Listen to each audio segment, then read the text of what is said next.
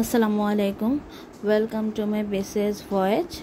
আজকে হচ্ছে 45 দিনের স্টাডি চ্যালেঞ্জের 17তম দিন। তো আজকে শুক্রবার, আমার স্কুল বন্ধ আর টিউশনিও নাই। তো সকালটা শুরু করলাম 1 কাপ কফি দিয়ে। কফি খেয়ে দেন আমি সকালবেলা পড়তে বসলাম। আজকে পড়তেছিলাম যে কম্পিউটার, কারণ 3 দিন যেহেতু ঠিক করছিলাম কম্পিউটার পড়বো, তো এটা হচ্ছে 3য় দিন। কিন্তু আমি মাঝখানে একদিন নষ্ট করে ফেলছি। মানে বৃহস্পতিবার আমার কী যে হয়েছে, আমি না পড়তেই বসি নাই, মানে ইচ্ছা করে নাই। তো সকালবেলা উঠে কম্পিউটারের টপিকগুলো রিডিং পড়তে থাকলাম। আসলে অনেক ভালো করে রিডিং পড়ছি, কিন্তু শেষ হচ্ছিল না। একটা সাবজেক্টের ফুল বই 3 দিনে কোনো দিনও শেষ করা সম্ভব না। আর শেষ করলেও হয়তো 100%-এর 30%ও মনে থাকবে কিনা সন্দেহ আছে। হ্যাঁ, যদি কারো আগে পড়া থাকে তাহলে হয়তো কম সময়ের মধ্যে রিভিশন দেওয়া যেতে পারে। তো এই তো কম্পিউটারের সাবজেক্টটা রিডিং পড়তেছিলাম। আমি যেহেতু আমার বৃহস্পতিবারটা আমি নষ্ট করে ফেলছি, তাই ভাবতেছিলাম যে কম্পিউটার তো 3 দিন পড়ার কথা ছিল, একদিন তো নষ্ট করে ফেলছি, এখন শনিবারও কি কম্পিউটারটা পড়বো কিনা, মানে অনেক দ্বিধার মধ্যে ছিলাম যে এটা কি কয়েকদিন পড়া উচিত কিনা। কিন্তু আমি যেহেতু ঠিক করছি যে কম্পিউটারের পরে ইংলিশ লিটারেচার পড়ব, তাই কম্পিউটারটা নিয়ে ভাবছি আচ্ছা যতটুকু পড়া হয়েছে অতটুকুই থাক। যেহেতু শনিবারটা ঠিক করছে আমি ইংলিশ লিটারেচার পড়ব, তাই কম্পিউটার আজকে যতটুকু পড়া যায় অতটুকু পড়ে আমি স্টপ করে দেব। কিন্তু এই যে কতটুকু বললাম, এটুকু চিন্তা করতে আমার পুরো শুক্রবারটা দিন পুরা চলে গেছে। তো এত পড়া হয়নি। ভাবছিলাম যে আজকে যেহেতু শুক্রবার আমি ফ্রি আছি, আজকে অ্যাটলিস্ট তো 6 ঘন্টা বই পড়ব, কিন্তু 6 ঘন্টা পড়া হয়নি। 6 ঘন্টা কি সেই প্রতিদিনের মতোই পড়ছে। আসলে দেখা যায় যে যদি বাসায় থাকি তাহলে বাসায় একটু রেস্ট করতে ইচ্ছা করে, সারা সপ্তাহের জমা কিছু কাজ থাকে। তো এই তো ওই দিন পড়ে আবার আমি বিকালে গেছিলাম একটু ঘুরতে, গেছিলাম নেভালে, কিন্তু ওখানে যে দেখতেছি নেভাল এখন ওপেন হয় নাই, কাজ চলতেছে। তো ওখান থেকে চলে গেছি বিচে যে একটু হাঁটাহাঁটি করলাম।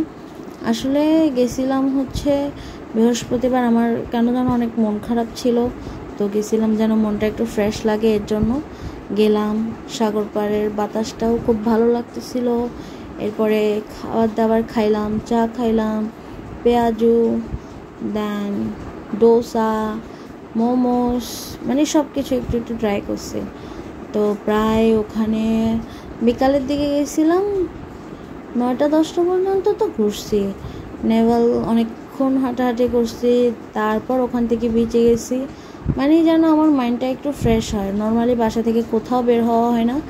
আগে তো বাসা, স্কুল, আর যদি মাঝে মধ্যে কলেজে কোনো কাজ থাকতো তাহলে কলেজে যেতাম। এখন যেহেতু কলেজ নাই, সেহেতু বাইরে বের হওয়া হয় না বা কোথাও যাওয়া হয় না, কারোর সাথে দেখা হয় না। আর আমার যত ফ্রেন্ড আছে ওদের সাথেও কোনো যোগাযোগ হয় না।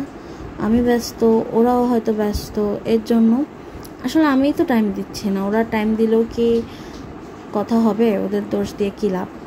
তো এই তো, আর বাচ্চাদের নিয়ে অনেক টেনশনে ছিলাম। আসলে ওদের আমি অনেক ভালো করেই পড়াই, কিন্তু দেখা যায় যে অনেকের রেজাল্ট একটু এদিক ওদিক হয়ে যায়। আবার অনেক গার্ডিয়ানরা মেনে নিতে চায় না। এসে বলবে যে ম্যাডাম আপনার কাছে 5টা বাচ্চা পড়ে, 3 জনের রেজাল্ট ভালো হয়েছে, 2 জনেরটা ভালো হইলো না কেন?